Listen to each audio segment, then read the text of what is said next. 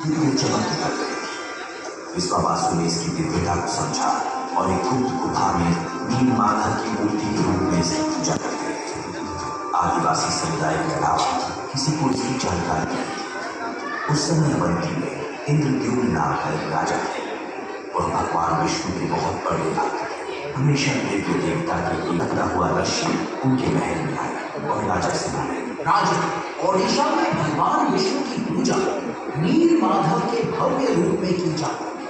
आपको ओडिशा के भीतर इस पवित्र स्थान का सटीक स्थान अवश्य खोजना चाहिए। राजा इंद्रद्युम्न बहुत प्रसन्न हुए और उन्होंने तुरंत ब्राह्मण पुजारी विद्यापति को ओडिशा जाकर नील माधव की खोज करने का आदेश दिया।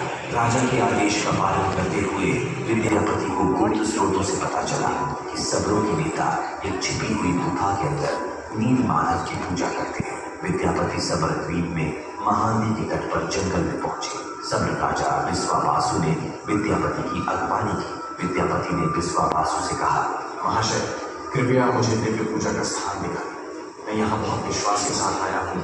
मुझे माफ करो, मैं तुम्हें उस स्थान पर नहीं ले सकता। अब मैं क्या करूँ? यदि मैं इस प्रकार लौट गया तो राजा को क्या उत्तर दूंगा? विश्वावासु की बेटी ललिता से प्रेम हो गया और उन्होंने शादी कर दी। विवाह के कुछ दिन बाद विद्यापति ने अपनी पत्नी से कहा, ललिता, क्या आप अपने पिता से नील माधव की एक झलक दिखाने का अनुरोध कर सकती हैं? आपके पिता आपके अनुरोध को अस्वीकार नहीं करेंगे। ठीक है, मैं निश्चित प्रयास करूंगी। मुझे अपने पिता से बात करने दो। ललिता अपने पिता से बात करती है। ठीक है, लेकिन मेरी एक शर्त, विद्यापति अपनी आंखों पर पट्टी बांध कर जाएंगे। विद्यापति ने शर्त मान ली, लेकिन चतुराई से कुछ सरसों के बीज अपने साथ ले जाते। रास्ते में छिपी हुई गुफा का रास्ता याद रखने के लिए सरसों के बीज को गिराते लौटकर विद्यापति ने राजा इंद्रद्युम्न को सारी बात बताई। कुछ महीनों के बाद विद्यापति ने गुप्त गुफा के रास्ते में जो सरसों के बीज बिखेरे थे वे अंकुरित होकर पौधे बन गए। राजा विद्यापति के साथ सरसों के पौधों के पीछे पीछे नील माधव की दिव्य मूर्ति देखने गए। गुफा पर पहुंचने पर उन्हें वहां कुछ नहीं मिला। नील माधव गायब हो गए थे। निराश होकर राजा इंद्रद्युम्न महल में लौटा। सुगंधित लाल रंग की लकड़ी के लट्ठे के रूप में प्रकट हो गए। उस लकड़ी के लट्ठे जहां उन्हें वास्तव में एक तैरता हुआ नहीं मिला। लेकिन राजा के सेवकों के अनगिनत प्रयासों के बावजूद कोई भी लकड़ी के लट्ठे को नहीं उठा सका। आखिरकार आदिवासी नेता विश्वावासु की मदद से लकड़ी के लट्ठे को महल में लाया। इस पर हमारे किसी भी हथौड़े और छीनी का कोई असर नहीं हो रहा है। हमें माफ करें, ये काम हम नहीं कर सकते। जब यह कार्य असंभव हो गया तो भगवान विष्णु फिर से राजा इंद्रद्युम्न के स्वप्न में प्रकट हुए और बोले, राजन, देवताओं के दिव्य शिल्पी विश्वकर्मा की लेकिन मेरी कुछ शर्त है। हे शिल्पी, बताएं आपकी क्या शर्त है? मैं 21 दिनों में एक बंद कमरे में भगवान विष्णु की मूर्तियां बनाऊंगा और इस प्रक्रिया के दौरान मुझे अकेला रहना होगा। अगर 21 दिन पूरे होने से पहले किसी ने दरवाजा खोला तो मैं मूर्तियों को उसी अवस्था में अधूरा छोड़कर चला जाऊंगा।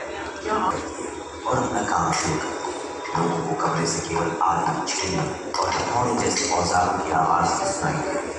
15 दिनों के बाद जब कोई आवाज नहीं सुनाई दी तो रानी गुंडिचा चिंतित हो गई और राजा इंद्रद्युम्न से बोली, महाराज, मैंने उस कमरे से कोई आवाज नहीं सुनी है। शायद बूढ़ा बढ़ई भूख से मर गया है। कोई दुर्घटना होने से पहले हमें दरवाजा खोल देना चाहिए। लेकिन रानी, उसने शर्त रखी थी कि 21 दरवाजा खोल देना चाहिए। रानी गुंडिचा ने दरवाजा खोलने की जिद की। अंत में दरवाजा खोला गया, जिससे पता चला कि बूढ़े बढ़ई के रूप में भगवान विश्वकर्मा 3 अधूरी मूर्तियों को छोड़कर गायब हो गए। राजा इंद्रद्युम्न को विश्वकर्मा की बात न मानने और शर्त तोड़ने पर बड़ा दुख हुआ। इसलिए भगवान जगन्नाथ के हाथ और पैर अधूरे। जब राजा इंद्रद्युम्न उन अर्धनिर्मित मूर्ति के समीप जाते थे तो उन्हें हृदय की धड़कने की ध्वनि सुनाई देती, जिससे उन्हें ये ज्ञान हो जाता है कि इस मूर्ति के भीतर श्री कृष्ण जी के हृदय विराजमान है। राजा इंद्रद्युम्न ने उन मूर्तियों को स्थापित किया जिन्हें आज भगवान जगन्नाथ, भगवान बलराम और देवी सुभद्रा के नाम से जगन्नाथ धाम पुरी में पूजा पाते और भगवान जगन्नाथ को दुनिया में एकमात्र जीवित देवता माना जाता है जो अपने भक्तों को सुनते, समझते और उनकी इच्छाओं को पूरा करते हैं।